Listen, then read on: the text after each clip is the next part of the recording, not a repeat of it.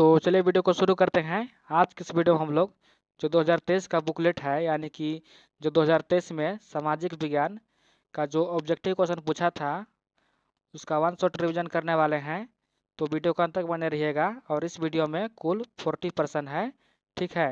यदि आप इस वीडियो को देख लेते हैं तो आप लोगों का 8 से 9 नंबर कहीं नहीं जाने वाला है, ठीक है दोस्तों। क्योंकि जो जैक बोर्ड में एग्जाम पूछता है, क्वेश्चन जो रहता है वो अधिकांशतः प्रीवियस ईयर से ही रहता है, ठीक है। इसलिए प्रीवियस ईयर क्वेश्चन देखना और भी महत्वपूर्ण हो जाता है, ठीक है। तो चलिए इसका पहला क्वेश्चन की ओर चलते हैं। और इसका जो पहला क्वेश्चन है वो है कि 19वीं सदी के दौरान कौन सी ताकत बनकर उभरा जिसने यूरोप के राजनीतिक और मानसिक जगत में भारी परिवर्तन ला दिया था। तो कौन था? राष्ट्रवाद, ठीक है। यहाँ पर मैं ज़्यादा एक्सप्लेन नहीं करूँगा क्योंकि वीडियो लंबा हो जाएगा, ठीक है। यहाँ पर क्वेश्चन नंबर 2 है कि फ्रांस में प्रथम विद्रोह कब हुआ था। तो फ्रांस का प्रथम विद्रोह जुलाई 1830 को हुआ था, ठीक है। चलिए आगे चलते हैं क्वेश्चन नंबर 3 की ओर। 1804 की नागरिक संहिता, जिसे आमतौर पर नेपोलियन की संहिता से के नाम से भी जाना जाता है, फ्रांस में सुधार के लिए क्या कदम उठाया था। तो जो नेपोलियन की संहिता आया था 1804 में, उन्होंने क्या किया था? जन्म पर आधारित विशेषाधिकार समाप्त कर दिया था, यानी कि जो जन्म से अधिकार था उसको खत्म कर दिया था। कानून के समक्ष बराबरी और संपत्ति के अधिकारों की सुरक्षित बनाया था, ठीक है। और तीसरा जो किया था कि प्रशासनिक विभाजनों को सरल बना दिया था, ठीक है। जो प्रशासनिक विभाजन थे उनको सरल बना दिया था, ठीक है। यही 1804 की जो नागरिक संहिता आया था नेपोलियन द्वारा, यही था, ठीक है। तो इसका जो सही आंसर हो जाएगा ऑप्शन नंबर डी, इनमें से सभी। आगे चलते हैं क्वेश्चन नंबर 4 की ओर। 1917 में गांधी जी ने खेड़ा जिले के किसानों की मदद के लिए सत्याग्रह आंदोलन का आयोजन किया था। खेड़ा भारत के किस राज्य में स्थित है? तो जो खेड़ा है वो भारत के गुजरात में स्थित है। और यहीं पर जो गांधी जी ने 1917 में खेड़ा आंदोलन शुरू किया था, ठीक है। चलिए आगे चलते हैं क्वेश्चन नंबर 8 की ओर। कहता है कि साइमन कमीशन भारत क्यों आया था। तो जो साइमन कमीशन भारत आया था वो संवैधानिक व्यवस्था की जांच, संवैधानिक व्यवस्था की कार्यशैली का अध्ययन करने, यानी कि जो भारत का संविधान था, संवैधानिक व्यवस्था था, जो कानून चल रहा था, ठीक है, उसको अध्ययन करने आया था जो साइमन कमीशन आया था, ठीक है। आगे चलते हैं क्वेश्चन नंबर 6 की ओर। कहता है कि 1804 के दशक के मध्य में आयरलैंड में किस बीमारी के कारण निम्न में से कौन सा फसल खराब हो गया था जिससे लाखों लोग भुखमरी के कारण मौत के मुंह में चले गए थे।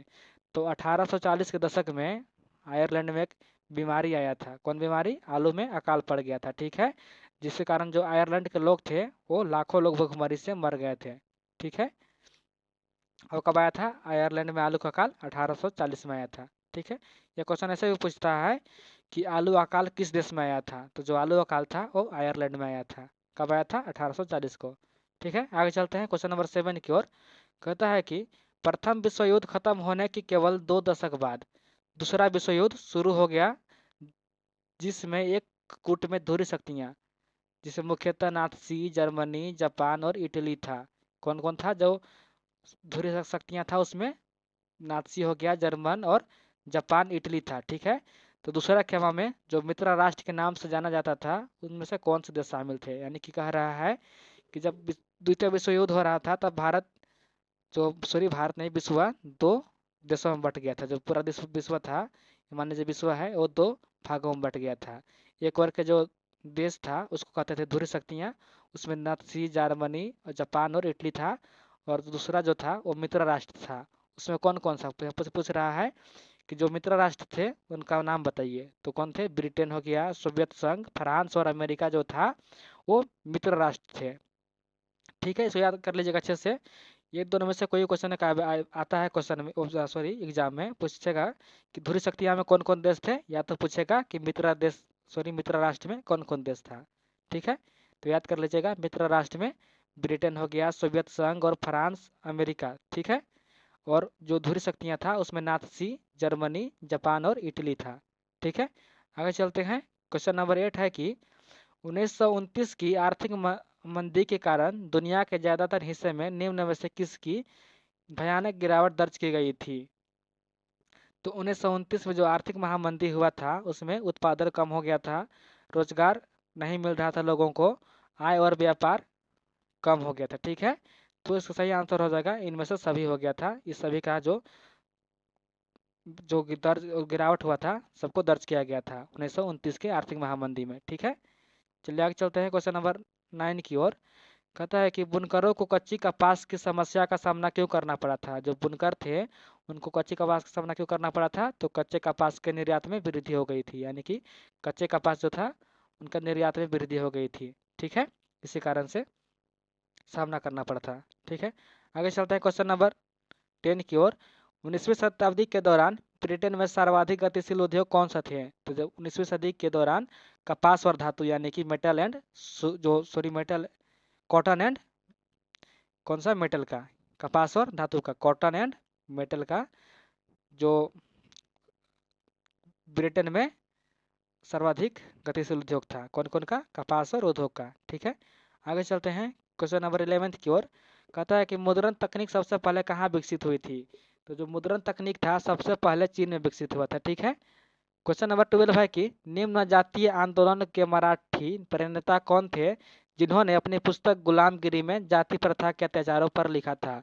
तो जो गुलामगिरी पुस्तक लिखा था उसका नाम था ज्योतिबा फुले। क्या था नाम, ज्योतिबा फुले थे। ठीक है, आगे चलते हैं क्वेश्चन नंबर 13 की ओर। कहता है कि साम्यपता के आधार पर संसाधनों को दो भागों में बांटा गया है, उनके नाम बताइए। तो उनका नाम हो जाएगा नवीकरणीय और अनवीकरणीय, यानी कि साम्यपता यानी कि खत्म होने के आधार पर जो खत्म हो जाएगा। ठीक है, तो नवीकरणीय और अनवीकरणीय। ठीक है, आगे चलते हैं क्वेश्चन नंबर 14 की ओर। संसाधनों के अंधाधुंध शोषण से किस प्रकार के वैश्विक परिस्थिति का संकट पैदा हो गया है। तो जो संसाधन है उसका अत्यधिक उपयोग से भूमंडलीय तापमान बढ़ जा रहा है, ओजोन परत अवक्षय, पर्यावरण प्रदूषण, ये सभी कारण उत्पन्न हो गए हैं। ठीक है, आगे चलते हैं क्वेश्चन नंबर 15 की ओर। वनों और वन्य जीवन का संरक्षण करना आवश्यक है क्योंकि इससे पारिस्थितिक विविधता बनी रहती है, जीवन साध्य संसाधन, जलवायु और मृदा बनी रहती है, बेहतर जनन के लिए वनस्पति और पशुओं में जीनी विविधता को सुरक्षित करती है, यानी कि इसका आंसर हो जाएगा इनमें से सभी। ठीक है, आगे चलते हैं क्वेश्चन नंबर 16 की ओर। वन और वन्य प्राणियों के संरक्षण के लिए किस प्रकार के वनों का सर्वाधिक मूल्यांकन माना जाता है। तो जो आरक्षित वन है उसको सर्वाधिक मूल्यांकन माना जाता है। ठीक है, आगे चलते हैं क्वेश्चन नंबर 17 की ओर। प्रचुर मात्रा में जल उपलब्ध होने के बावजूद जल किन कारणों से प्रदूषित और मानव उपयोग के लिए खतरनाक बनते जा रहा है। तो घरेलू और औद्योगिक अपशिष्टों के मिलने के कारण, ठीक है, रासायनिक के अधिक प्रयोग के कारण यानी कि खाद के अधिक प्रयोग के कारण, कीटनाशकों और कृषि में प्रयुक्त उर्वरकों के प्रयोग के कारण। ठीक है, इन सभी के कारण जो जल है अधिक मात्रा में होने के बावजूद भी वो प्रदूषित हो जा रहा है। ठीक है, इनमें से सभी हो जाएगा। अगला क्वेश्चन है कि मानसून के आगमन के साथ जो फसल बोई जाती है वह किस फसल के अंतर्गत आती है। तो उसको खरीफ फसल कहते हैं। ठीक है, जो मानसून के आगमन यानी कि मानसून के शुरुआत के समय, बरसात के समय जो फसल बुनते हैं उसको खरीफ फसल कहते हैं। ठीक है, अगला क्वेश्चन है कि पवन और सौर ऊर्जा संसाधनों की बहुतायत भारत के किस राज्य में अधिक पाई जाती है।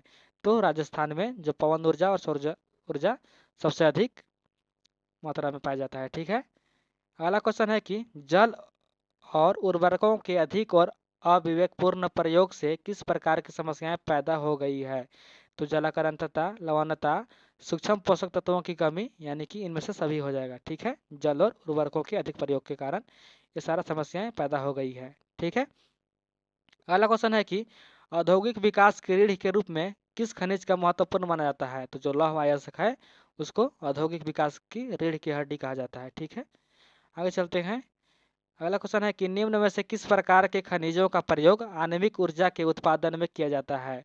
तो यूरेनियम और थोरियम का प्रयोग आणविक ऊर्जा के रूप में किया जाता है। ठीक है, अगला क्वेश्चन है कि वायु प्रदूषण निम्न में से किस प्रकार अपना दुष्प्रभाव डालता है। तो मानव के स्वास्थ्य पर, पशुओं पर और पौधों पर, यानी कि इनमें सभी में जो वायु है, वायु प्रदूषण सभी में अपना प्रभाव डालता है। ठीक है, अगला क्वेश्चन है कि बेल्जियम में अल्पसंख्यक के रूप में किस भाषा के बोलने वाले लोग तुलनात्मक रूप से ज़्यादा समृद्ध और ताकतवर थे। तो यहाँ पर अल्पसंख्यक पूछा है तो क्या हो जाएगा, फ्रेंच। यदि यहाँ पर पूछेगा कि बहुसंख्यक कौन थे तो डच भाषा के जो लोग थे वो बहुसंख्यक थे, लेकिन यहाँ पर अल्पसंख्यक है तो फ्रेंच हो जाएगा। ठीक है, अगला क्वेश्चन है कि जब 1956 में श्रीलंका में कानून बनाया गया था तो उसमें किन किन बातों को जोड़ा गया था।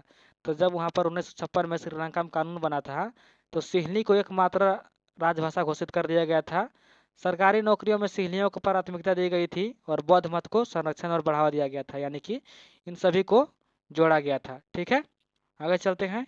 क्वेश्चन नंबर 26 है कि निम्न में से कौन कार्यपालिका और विधायिका के द्वारा बनाए गए कानूनों पर अंकुश रखता है।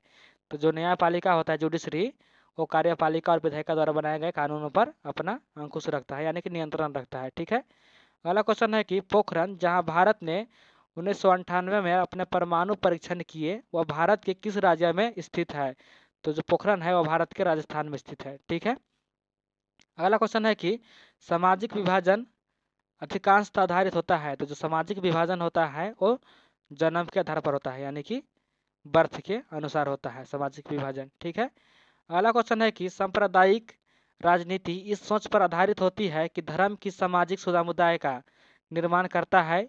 इस मान्यता के अनुकूल सोचना क्या कहलाता है। तो सांप्रदायिकता कहलाता है। ठीक है, जो सांप्रदायिक राजनीति होता है उसको सांप्रदायिकता कहते हैं। अगला क्वेश्चन है कि निम्नांकित में से किस राज्य में शिशु मृत्यु दर सबसे कम है। तो जो केरल राज्य है वहाँ पर शिशु मृत्यु दर सबसे कम है।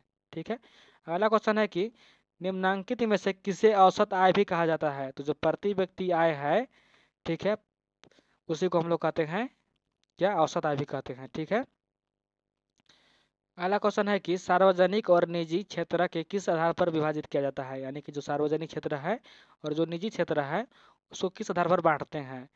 तो उद्यमों की स्वामित्व के आधार पर बांटते हैं। ठीक है, उद्यमों के स्वामित्व के आधार पर। अगला क्वेश्चन है कि कौन सा क्षेत्र भारत में सबसे बड़े रोजगार उत्पादक क्षेत्र के रूप में जाना जाता है। तो जो प्राथमिक क्षेत्र है उसमें सबसे अधिक रोजगार उत्पन्न करता है। ठीक है, प्राथमिक क्षेत्र में कृषि हो गया, ये सब प्राथमिक क्षेत्र के अंतर्गत आता है। ठीक है, अगला क्वेश्चन है कि निम्न में से कौन महत्वपूर्ण मध्यवर्ती भूमिका प्रदान करके आवश्यकताओं के दोहरे संयोग की जरूरतों को खत्म कर देती है। तो जो मुद्रा है वो दोहरे संयोग से बचाती है। ठीक है, अगला क्वेश्चन है कि सामान्यतः बहुराष्ट्रीय कंपनियां उसी स्थान पर उत्पादन इकाई स्थापित करेंगी जहां बाजार नजदीक होगा, कम लागत पर श्रमिक उपलब्ध होंगे, उत्पादन के अन्य कारक उपलब्ध होंगे। ठीक है, यानी कि इनमें से सभी हो जाएगा। अगला क्वेश्चन है कि विभिन्न देशों के बाजारों को जोड़ने या एकीकरण में निम्न में से कौन सहायक होता है। तो जो विदेशी व्यापार होता है, फॉरेन ट्रेड, वो विभिन्न देशों के बाजारों को आपस में जोड़ने का कार्य करता है। ठीक है, अगला क्वेश्चन है कि 1960 के दशक में व्यवस्थित रूप से उपभोक्ता आंदोलन का उदय निम्न में से किन कारणों से हुआ था। तो आर्थिक खाद्य की कमी, खाद्यों की जमाखोरी और खाद्य पदार्थों एवं खाद्य तेलों में मिलावट के कारण। ठीक है, यानी कि इनमें से सभी हो जाएगा। अगला क्वेश्चन है कि संविधान में संशोधन करके लोकतांत्रिक शासन व्यवस्था के तीसरे स्तर को किस प्रकार बनाया गया है। तो शक्तिशाली और प्रभावी बनाया गया है। जो तीसरा स्तर है उसको शक्तिशाली और प्रभावी बनाया गया है। ठीक है, अगला क्वेश्चन है कि अन्य जातीय समूह से भेदभाव और उन्हें अपने से अलग मानने की धारणा निम्न में से किस व्यवस्था पर आधारित है। तो वर्ण व्यवस्था में। ठीक है, अगला क्वेश्चन है कि लोकतांत्रिक व्यवस्था में हित समूहों या दबाव समूहों की मुख्य उपयोगिताएं निम्न में से क्या है। तो सरकार को सजग बनाए रखना, आंदोलन को सफल बनाना और राजनीतिक दलों पर अपना प्रभाव डालना, यानी कि इनमें से सभी हो जाएगा। ठीक है दोस्तों, तो ये रहे 40 वीवीआई क्वेश्चन। आशा करता हूँ कि वीडियो पसंद आया होगा। वीडियो पसंद आया होगा तो वीडियो को लाइक करके चैनल को सब्सक्राइब कर लीजिएगा। ठीक है, फिर मिलते हैं नई वीडियो के साथ, तब तक के लिए धन्यवाद।